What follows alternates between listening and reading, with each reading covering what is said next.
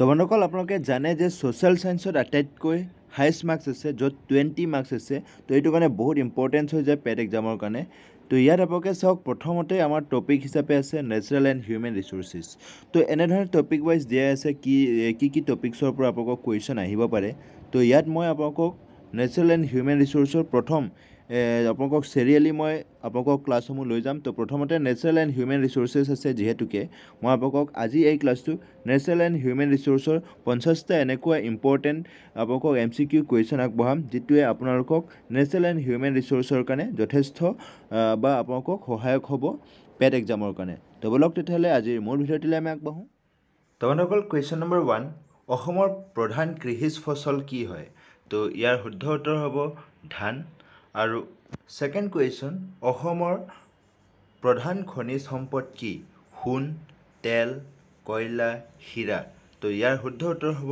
তেল তৃতীয় নম্বৰ প্ৰশ্ন অসমৰ কোনখন নদী জিয়ান নহয় এটো মানে জীৱন নদী নামেৰে পৰিচিত জীৱন হ'ব তো ব্ৰহ্মপুত্ৰ বৰাক দিহিং ধনশিৰি তো ইয়াৰ শুদ্ধ উত্তৰ হ'ব ব্ৰহ্মপুত্ৰ অপচন নম্বৰ এ কুৱেশ্যন নম্বৰ 4 অসমৰ কোনটো নেশ্যনেল পাৰ্ক আছে অসমৰ তলৰ কোনটো মানে নেশ্যনেল পাৰ্ক হয় কাজিৰঙা কাজলগাঁও বৰসাপজৰি দুনাচল তো ইয়াৰ শুদ্ধ উত্তৰ হ'ব কাজিৰঙা নেক্সট কুৱেশ্যন নম্বৰ 5 অসমত বনাঞ্চলৰ পৰিমাণ কিমান 35% 42% 28% 60% তো মুঠ মানে যেটো মাটিকালিৰ তাৰ কিমান পাৰ্সেন্ট মানে বনাঞ্চল আছে অসমত তো ইয়াৰ শুদ্ধ উত্তৰ হ'ব option B 42% next question number 6 অসমৰ তেল খনি ক'ত অৱস্থিত নলবাৰীত আছে নে ডিগবৈত আছে নে গুৱাহাটীত আছে নে চিৰাঙত আছে তো ইয়াৰ শুদ্ধ উত্তৰ হ'ব ডিগবৈ অসমৰ কোন ঠাইত চাহ খেতিৰ বাবে বিখ্যাত তো ইয়াৰ অপচন আছে মণিপুৰ শিৱসাগৰ দৰং ডিব্ৰুগড় ইয়াৰ কাৰেক্ট আনসাৰ হ'ব অপচন নম্বৰ ডি ডিব্ৰুগড় অসমৰ বনস্পতি খনিজ কি লো খৰং হিমৰচি বক্সাইট তো ইয়াৰ শুদ্ধ উত্তৰ হ'ব বক্সাইট অসমৰ বনস্পতি খনিজ কি হলে বক্সাইট হ'ব কুৱেশ্যন নম্বৰ 10 অসমৰ কোন ঠাইত গেছৰ খনি আছে মৰিগাঁও শোণিতপুৰ লাকুৱা নলবাৰী তো ইয়াৰ কাৰেক্ট আনসাৰ হ'ব অপচন নম্বৰ সি লাকুৱাত আছে অসমৰ গেছৰ খনি নেক্সট আমি যদি হিউমেন ৰিসোৰ্সৰ ভিতৰত যদি চাওঁ তেতিয়াহ'লে কুৱেশ্যন নম্বৰ 11ত অসমৰ চৰকাৰী শিক্ষাৰ প্ৰধান সংস্থা কি হয় তো কেম্ব্ৰিজ বিদ্যালয় আসাম বিশ্ববিদ্যালয় তেজপুৰ বিশ্ববিদ্যালয় দিল্লী বিশ্ববিদ্যালয় ইয়াৰ কোনটো হয় মানে হেতু তো এই আসাম ইউনিভাৰ্সিটি হয় নেক্সট অসমৰ বিখ্যাত চিকিৎসালয় ক'ত আছে শিৱসাগৰ তেজপুৰ গুৱাহাটী শোণিতপুৰ ইয়াৰ কাৰেক্ট আনসাৰ হ'ব সি গুৱাহাটী কিমান শতাংশ লোক কৃষিত নিযুক্ত অসমৰ মানে কিমান পাৰ্সেন্ট ব্যক্তি কৃষিৰ সৈতে জড়িত তো ইয়াৰ কাৰেক্ট আনসাৰ হ'ব ডি 70% অসমৰ জনসংখ্যাৰ ঘনত্ব কিমান তো ইয়াত 340 পাৰ বৰ্গ কিলোমিটাৰ আৰু 400 জন প্ৰতি বৰ্গ কিলোমিটাৰ 560 জন প্ৰতি বৰ্গ কিলোমিটাৰত আৰু 850 জন প্ৰতি বৰ্গ কিলোমিটাৰ ইয়াৰ কাৰেক্ট আনসাৰ হ'ব অপচন বি 400 প্ৰতি বৰ্গ কিলোমিটাৰত নেক্সট অসমৰ লোকসংখ্যা বৃদ্ধি হোৱাৰ কাৰণ কি তো ইয়াৰ অসমৰ জনসংখ্যা বৃদ্ধি হোৱাৰ মূল কাৰণটো হৈছে হিউমেন ৰিসোৰ্স ইনক্ৰিজ হোৱাৰ মূল কাৰণটো হৈছে উন্নত শিক্ষা উন্নত স্বাস্থ্য উন্নত জীৱিকা শ্ৰমিক অভাৱ তো ইয়াৰ কাৰেক্ট আনসাৰ হ'ব উন্নত স্বাস্থ্য অসমৰ অৰ্থনীতিত কোনটো গোপনীয় ভাৰ বহন কৰে কৃষি শিক্ষা স্বাস্থ্য শিল্প তো ইয়াৰ কাৰেক্ট আনসাৰ হ'ব কৃষি কাৰণ কৃষিৰ জৰিয়তে অসমৰ যেটো ইকোনমি হেতু ইকোনমিটো কি হৈ আছে গ্ৰোথ হৈ আছে সম্পূৰ্ণ কৃষিৰ ওপৰত ডিপেন্ডেন্ট হয় বেছিকৈ কুৱেশ্যন নম্বৰ 19 অসমৰ শিল্প বাণিজ্যৰ প্ৰধান সমস্যা কি হয়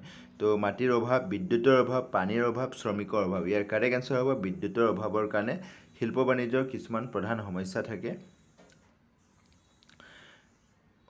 অসমৰ কোনটো উদ্যোগৰ বাবে বিশেষ পৰিচিত অসমৰ কোনটো উদ্যোগৰ কাৰণে বিশেষভাৱে পৰিচিত তেল উৎপাদন চকলেট উৎপাদন যান্ত্ৰিক উদ্যোগ ইলেক্ট্ৰনিক উৎপাদন তো ইয়াৰ কাৰেক্ট আনসাৰ হ'ব তেল উৎপাদনৰ কাৰণে অসম বিশেষভাৱে বিখ্যাত বা পৰিচিত নেক্সট আকৌ আমি যদি কুৱেশ্যন নম্বৰ 21 যদি চাওঁ অসমৰ কোন ঠাইত মাটি পুষ্টিকৰ মান ভাল ধুবুৰী শোণিতপুৰ গুৱাহাটী মৰাণ তো ইয়াৰ কাৰেক্ট আনসাৰ হ'ব অপচন নম্বৰ এ ধুবুৰী অসমৰ কোন ঠাইত চাহৰ সৰ্বাধিক খেতি হয় নলবাৰী শোণিতপুৰ ডিব্ৰুগড় মৰাণ তো ইয়াৰ কাৰেক্ট আনসাৰ হ'ব সি ডিব্ৰুগড় অসমৰ কোন ঠাইত মাছৰ খেতি বাবে বিখ্যাত শিৱসাগৰ নগাঁও যোৰহাট মৰাণ তো ইয়াৰ কাৰেক্ট আনসাৰ হ'ব নগাঁও অসমত কয়লাৰ খনি ক'ত অৱস্থিত?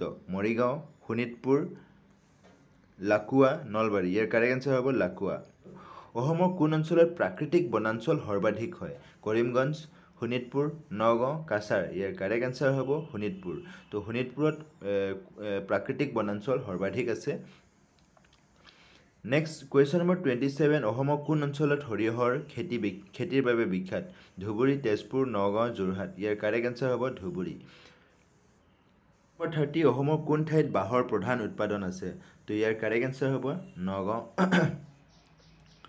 অসমৰ কোনটো মিঠা পানী মৎস্যৰ বাবে বিখ্যাত? মিঠা পানী মৎস্যৰ বাবে বিখ্যাত।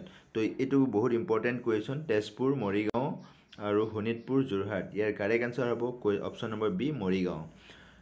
32, অসমৰ কোনটো উদ্ভিদৰ বাবে বিখ্যাত? তলৰ কোনটো উদ্ভিদৰ বাবে অসম বিখ্যাত? তামাক, চাহ, কফি, তুলা। তো ইয়াৰ কাৰেক্ট এনচাৰ হ'ব বি, চাহ। 34, অসমৰ কোনটো গছৰ পৰা কাগজ বনোৱা হয়? বকুল, চেগুন, বাঁহ, চাম। তো ইয়াৰ কাৰেক্ট এনচাৰ হ'ব বাঁহ।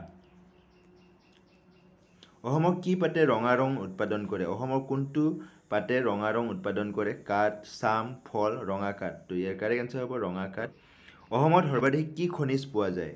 হীৰা, তেল, সোণ আৰু অপশ্যন ডি লোহা। তো ইয়াৰ কাৰেক্ট এনচাৰ হ'ব অপশ্যন বি, তেল। অসমত কি বস্তুৰ পৰা গেছ উৎপাদন হয়? কাঠ, পেট্ৰল, খনিজ তেল, কয়লা। ইয়াৰ কাৰেক্ট এনচাৰ হ'ব খনিজ তেল। অসমত চাহৰ উৎপাদন কোনে আৰম্ভ কৰিছিল? ডেভিড স্কট, জয়মতী, মিচেল লক্সৰী, ফাৰ্গুছন। তো ইয়াৰ কাৰেক্ট এনচাৰ হ'ব মিচেল লক্সৰী। চাহৰ উৎপাদন আৰম্ভ কৰিছিল। নেক্সট আমি যদি 41 কুৱেশ্যন নম্বৰটো যদি চাওঁ, তেতিয়াহ'লে অসমৰ শ্ৰমিক মজুৰি বৃদ্ধি কিদৰে কৰা হয়? তো চৰকাৰী নিয়ম, কৰ্মসংস্থানৰ জৰিয়তে, প্ৰশিক্ষণৰ জৰিয়তে, শিল্প সংস্থাৰ জৰিয়তে। তো চৰকাৰী নিয়মৰ জৰিয়তে অসমৰ শ্ৰমিকৰ যি মজুৰি সেইটো ইনক্ৰিজ কৰা হয়। 42, অসমৰ সৰ্বাধিক লোক ক'ত ধৰ্ম সংস্থাপন পায়?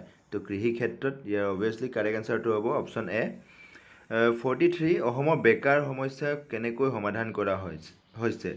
নতুন শিল্প সংস্থাপন, উচ্চ শিক্ষা, কৃষি উন্নয়ন, তথ্য প্ৰযুক্তি। নতুন শিল্প স্থাপনৰ জৰিয়তে এমপ্লয়মেণ্টটো কি কৰিছে? জেনেৰেট হৈছে, আৰু যিসকল আনএমপ্লয়মেণ্ট ইউথ আছে বা আনএমপ্লয়মেণ্ট ব্যক্তি আছে, তো তেওঁলোক ইয়াত এমপ্লয় হ'ব পাৰিছে। তো এইটো হ'ব নতুন শিল্প স্থাপনৰ জৰিয়তে। 44, অসমৰ উচ্চ শিক্ষাৰ কোনটো প্ৰতিষ্ঠান বিখ্যাত? Assam university, IIT Guwahati, cotton university, Sivasagar মহাবিদ্যালয়। তো ইয়াৰ কাৰেক্ট এনচাৰ হ'ব IIT গুৱাহাটী। অসমত কোনটো উদ্যোগৰে সৰ্বাধিক কৰ্মসংস্থাপন প্ৰদান কৰে? তো ইয়াত তেল উদ্যোগ, চাহ উদ্যোগ, বস্ত্ৰ উদ্যোগ, তথ্য প্ৰযুক্তি। ইয়াৰ এই চাৰিটাৰ ভিতৰত চাহ উদ্যোগ হ'ব। তো অসমৰ কোনটো অঞ্চলত অধিক কৃষি কৰ্মী আছে? তেজপুৰ, মৰিগাঁও, ধেমাজি, শিৱসাগৰ। ইয়াৰ কাৰেক্ট এনচাৰ হ'ব ধেমাজি। নেক্সট, অসমৰ উচ্চ শিক্ষা প্ৰদানৰ বাবে কোনটো বিশ্ববিদ্যালয় বিখ্যাত?